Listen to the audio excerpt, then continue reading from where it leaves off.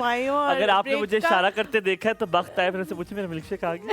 उस तो कुछ ब्रेक जवाब का ही नहीं। कोई एक ऐसा हिस्सा नहीं था, कोई एक ऐसा लम्हा नहीं था जिसमें हमने बातें नहीं की हो, वरना जब हम बड़े अरसे से बातें नहीं कर रहे क्योंकि हम बैक हाँ। रिकॉर्ड डायरेक्ट करते हैं और हलीमा फॉरेन चली जाती है, उनकी बेटी का होता है issue, she wants to see her daughter as soon as possible. तो सो हाँ, हम लोग बातें जो है वो हलीमा बहुत आज कम की। क्योंकि हम बहुत सारी ऐसी चीज़ें अब इस फाइनेंस बिल में ऐसी आई हैं जिससे बहुत खुश हुए लोग और किसी से कुछ लोग खुश नहीं हुए, और ये हमेशा होता है।